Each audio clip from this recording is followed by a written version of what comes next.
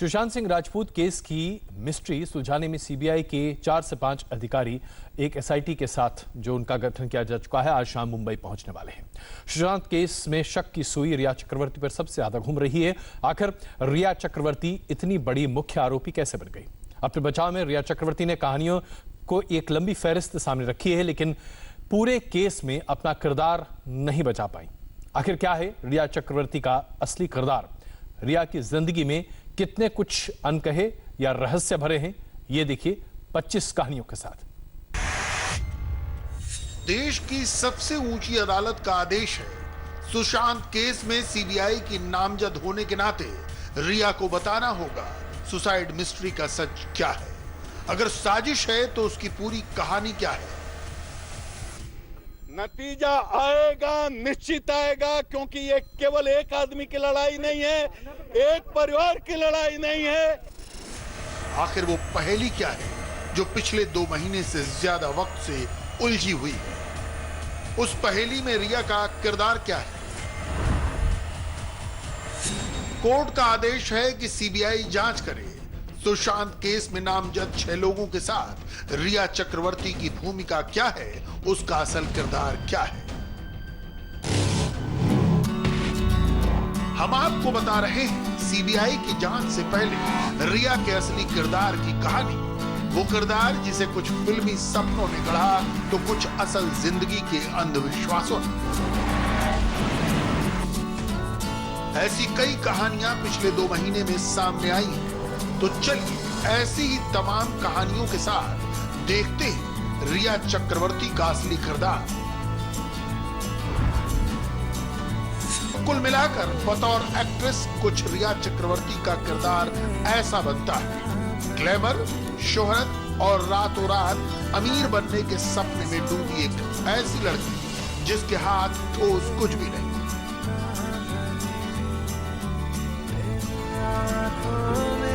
8 साल में बस 4-5 फिल्में, वो भी सारी की सारी फ्लॉप। इस पर भी गुमान इतना कि एक वक्त में खुद को फिल्म फेयर जैसे बड़े अवार्ड के काबिल समझने लगी थी। नहीं मिला तो कहने लगी, मेरा तो दिल ही टूट गया।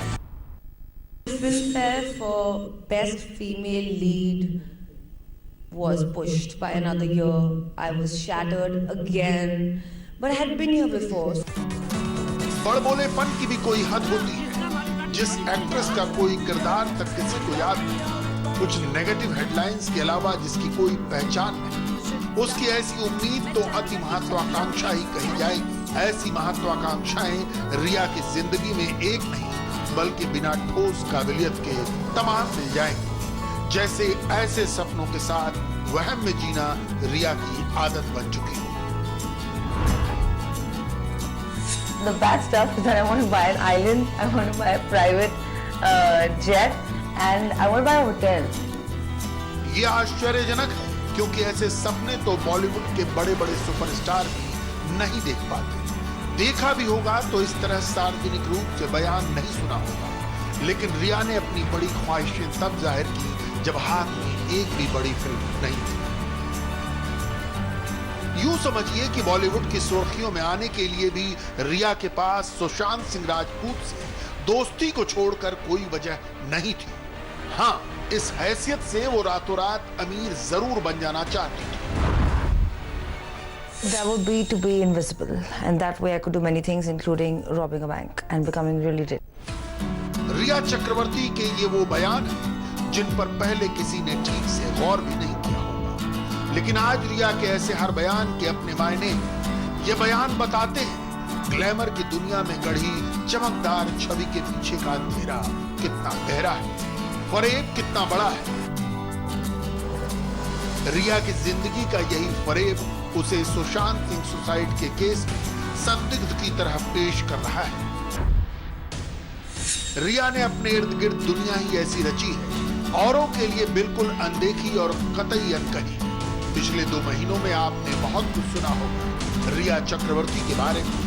बतौर सुशांत की गर्लफ्रेंड और सुसाइड केस में संदिग्ध के तौर पर, लेकिन रिया की रहस्यमय दुनिया में ये सब कुछ ऐसे उलझा है कि कोई समझ ही नहीं पाता। सच क्या है झूठ क्या है और सही मायने में फरेब क्या है। रिया की यही फरेबी दुनिया पुलिस से लेकर ईडी और सीबीआई तक एजेंसियां समझना चाहती हैं। लेकिन रिया के अब तक के कबूलनामे यकीन से कोसों दूर है। रिया ने अब तक जो कहा वो सब कुछ कहा सुना या बना बनाया है। तो फिर रिया की जिंदगी में अनकहा क्या है? एक्टिंग की ग्लैमरस दुनिया से चाहते क्या थे?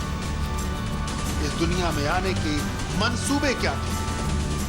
ये जानना और समझना जरूरी है ताकि पता चले सबकी जबान पर चढ़ी रिया के जहन में चलता क्या रहा।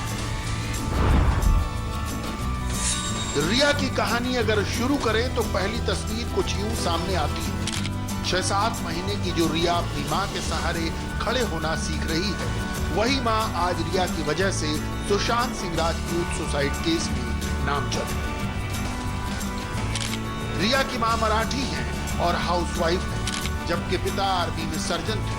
जैसा कि रिया अपने सोशल मीडिया पोस्ट में बताती है, अपने पिता को टाइगर कहा करती थी, लेकिन वो टाइगर भी सुशांत के परिवार की तरफ से दर्ज मुकदमे में नामजद है। दिलचस्प ये भी है कि रिया के ऐसे ही सोशल पोस्ट से पता चलता है अपने माता पिता से उनके गहरे मतभेद रहे, संभवतः ग्लैमर की दुनिया और लाइफ स्टाइल को लेकर। Happy mother's day mom. आपसे कई बार असहमत होती हूँ, लेकिन आपके दुपट्टे की खुशबू मैं अब भी महसूस कर सकती हूँ। आज की रिया को देखते हुए मां के साथ मतभेद समझना मुमकिन है, खासकर उस परिवेश को देखते हुए जिसमें रिया चक्रवर्ती की परवरिश हुई। रिया की परवरिश 2 शहरों में हुई, बेंगलुरु में जन्म और उसके बाद अंबाला कैंट के आर्मी स्कूल में पढ़ाई लिखाई। रिया की पढ़ाई लिखाई बेशक आर्मी कैंपस के सख्त अनुशासन वाले माहौल में हुई, लेकिन इतने डिसिप्लिन में भी रिया का फरेब कम नहीं था। एक इंटरव्यू में रिया ने खुद माना क्लास की रूटीन मेंटेन करने में उसे कोफ्त होती थी। टीचर्स उसके इस रवैये से परेशान रहते थे। पढ़ाई लिखाई से ज्यादा दिलचस्पी उसकी दूसरी चीजों में हुआ करती थी, लिहाजा वो पूरे स्कूली दिनों में एवरेज स्टूडेंट ही रही। बड़ी मुश्किल से 12वीं पास की। इसके बाद रिया का मन पढ़ाई में नहीं लगा। हालांकि मां ने रिश्तेदारों से कहना शुरू किया, बेटी बीए पास है। Just a 12th pass whose mom lies to our relatives that I'm a graduate. Sorry, Mama. वो कहते हैं ना, झूठ किसी लिहाज से बोला गया हो, उसका साया आदमी के साथ चिपका हुआ चलता है। रिया के साथ भी यही हुआ। सुशांत केस में नाम आने पर भी रिया पर मनगढ़ंत कहानियां बनाने और कई तरह के झूठ बोलने के आरोप है। रिया की फितरत का एक सच वायरल वीडियो के जरिए भी सामने है, जिसमें वो कहती हुई साफ सुनी जा सकती है, झूठ बोलना कौन सी बड़ी बात है। वो तो अल्लाह ऐसा नहीं बोलती। अभी टाइम आ गया, अब उनको कोट मत करना, अब उनको कोट करेगा तो अब बोलेगा नहीं बोला। इसी फरेबी अदा के सहारे रिया ने मॉडलिंग की दुनिया में कदम रखने का फैसला किया। इस बात को लेकर आर्मी बैकग्राउंड वाला परिवार पहले तैयार नहीं था। अपनी मां के साथ जिस मतभेद की बात रिया ने अपनी एक सोशल मीडिया पोस्ट में कही थी, उसका इशारा इसी तरफ था। लेकिन बेंगलुरु के आजाद माहौल में रिया रुकने वाली कहां थी। छोटे छोटे मॉडलिंग असाइनमेंट के बाद 2009 यानी 17 साल की उम्र में रिया ने MTV के एक रियलिटी शो टीम डिवा में हिस्सा लिया। रिया इसमें फर्स्ट रनर अप रही। इसके बाद तो रिया के चकाचौंध भरे सपनों को पंख लगे। MTV ने उसे बतौर वीजे सेलेक्ट कर लिया और वो दिल्ली चली गई।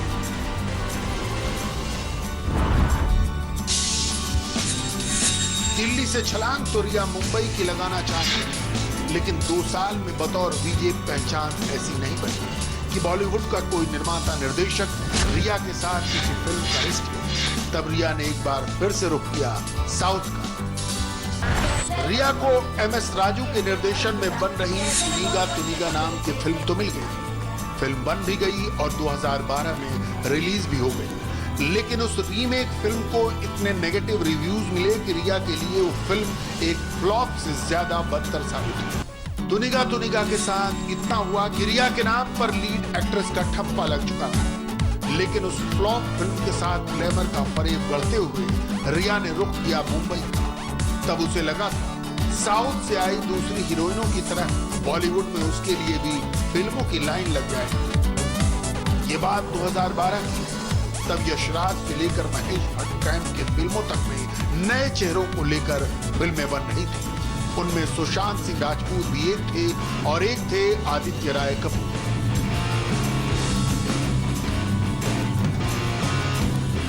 आदित्य राय कपूर के साथ महेश भट्ट की कंपनी आशिकी 2 बना रही थी। रिया ने तब यहां भी दरवाजा खटखटाया और यशराज स्टूडियो में।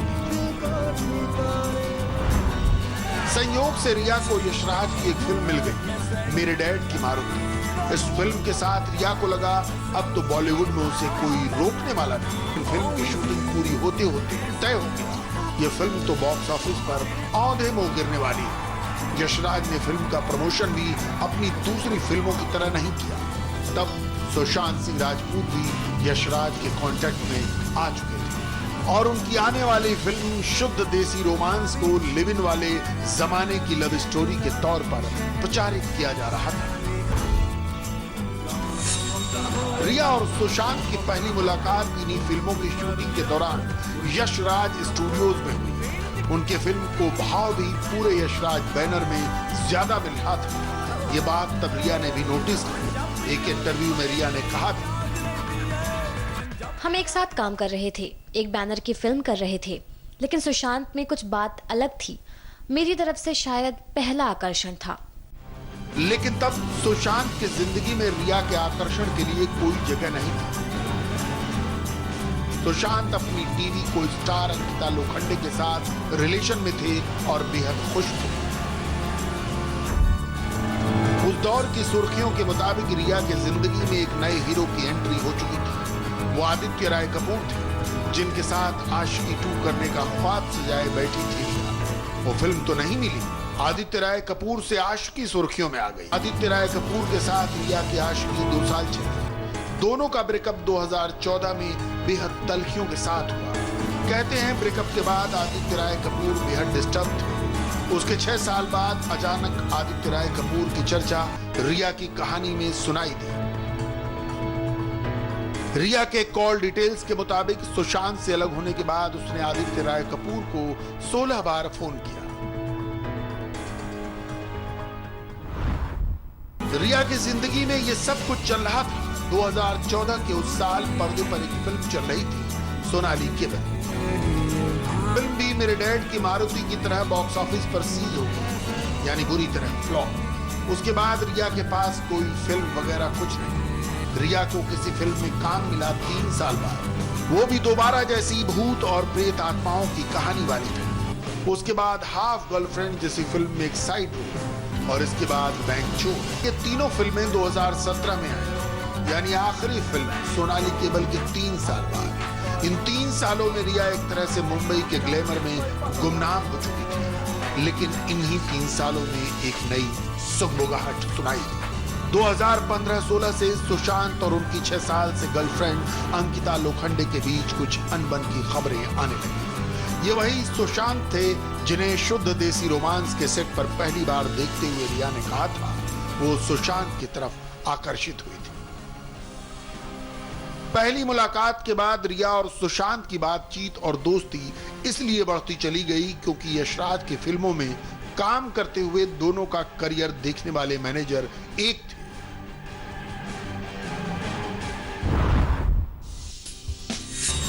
दो 2016 में जब सुशांत सिंह राजपूत को महेंद्र सिंह धोनी के अवतार में पूरी दुनिया में सराहा जा रहा था, उनकी असल जिंदगी में उथल पुथल मची हुई थी। बात ब्रेकअप तक पहुंच गई थी। अंकिता के साथ ब्रेकअप के बाद कहते हैं रिया से सुशांत का मिलना जुलना ज्यादा होता गया। रिया के पिछले बर्थडे यानी 1 जुलाई 2019 की पार्टी में तो क्लियर हो गया रिया और सुशांत कपल है। रिया के बर्थडे पर वो सरप्राइज पार्टी सुशांत ने दी थी पूरे भव्य पैमाने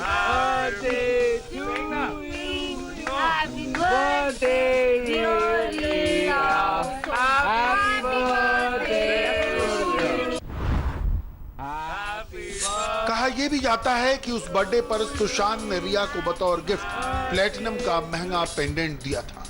अब तक दोनों ही अपने रिश्ते को मीडिया के सामने नाम देने से बचते रहे। मैं रिया, सुशांत की गर्लफ्रेंड। रिया के उस ऐलान के बाद तस्वीर और भी साफ होती गई। 2019 के जून में ही दोनों एक साथ लद्दाख में छुट्टियां मनाते देखे गए, तो अक्टूबर 2019 में यूरोप के टूर पर। अक्टूबर 2019 में जो दिख रहा था उसमें सब कुछ साफ था। यूरोप से लौटते हुए सुशांत कहीं से भी डिप्रेस, दुखी या परेशान नहीं लग रहे थे। लेकिन रिया ने उस ट्रिप की जो कहानी बनाई उसका भी फरेब कुछ कम नहीं। ईडी से पूछताछ में रिया ने बताया कि यूरोप के जिस 600 साल पुराने हेरिटेज होटल में वो दोनों रुके थे, वहां कुछ पेंटिंग्स को देखकर सुशांत अजीब हरकत करने लगे। उन्हें पहली बार सुशांत के ऐसे व्यवहार का पता चला। वो डर के मारे रुद्राक्ष की माला जपते थे। उनकी तबीयत खराब हुई तो तय समय से 1 हफ्ते पहले ही वापस लौट आए। लेकिन ये सच नहीं था। यूरोप टूर से लौटते हुए सुशांत एयरपोर्ट पर हंसते चहकते दिखाई दे रहे थे। अजीब ये भी है कि सुशांत के डिप्रेशन या भूत प्रेत के साये की बात वो रिया कह रही थी जो सुशांत के साथ रहने लगी थी। यूरोप से लौटने के बाद पहले अपने शांता क्रूज वाले घर में और फिर उसके बाद किराए पर मोबला सोसाइटी के इंडिपेंडेंट हाउस में।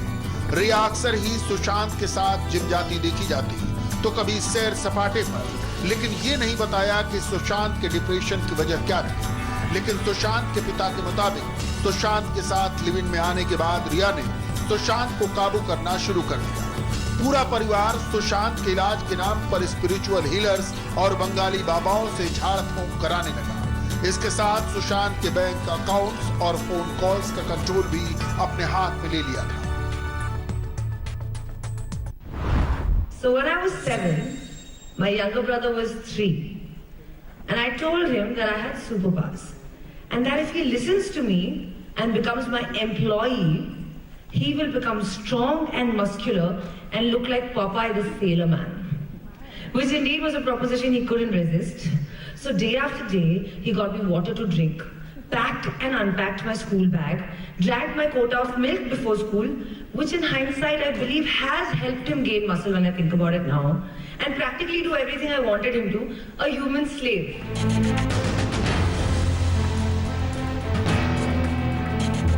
तो क्या रिया ने सुशांत के साथ भी ऐसा ही किया? और क्या इस बात का अंदाजा सुशांत को भी होने लगा था? उनके इलाज के नाम पर उनसे सुलूक क्या किया जा रहा है, इसकी तस्दीक सुशांत के कुछ स्टाफ और करीबी दोस्तों ने किया है। कैसे रिया के साथ रहने के बाद सुशांत की जिंदगी पूरी तरह बदल चुकी थी। रिया ने सुशांत के भरोसेमंद स्टाफ को हटाकर अपने लोग रख लिए। अपने 24 साल के भाई को सुशांत की कंपनियों में हिस्सेदार बना दिया।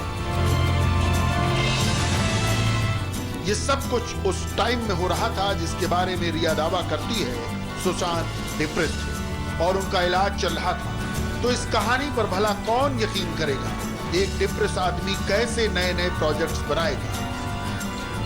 कैसे अपनी मौत से एक रात पहले तक बॉलीवुड के बड़े प्रोड्यूसर्स के साथ स्क्रिप्ट सुनेगा और उत्साह में आकर फिल्म करने की हामी भरेगा? तो अगर सुशांत डिप्रेस नहीं थे तो फिर खुद ही मौत को गले कैसे लगाया? इस सवाल का माकूल जवाब अब रिया को देना ही होगा। आखिर डिप्रेशन वाली थ्योरी क्यों और किस मकसद से तैयार की गई? रिया की 25 का अनकही कहानियां अभी आपके सामने प्रस्तुत कर रहे थे। एक छोटा सा ब्रेक लेते हैं। ब्रेक के बाद आपको दिखाएंगे क्या है फ्लैट नंबर 601 के 600 किस्सों की हकीकत। क्या सुशांत केस का चैप्टर क्लोज करेगी सीबीआई? ये भी आपको दिखाएंगे एक छोटे से ब्रेक के बाद।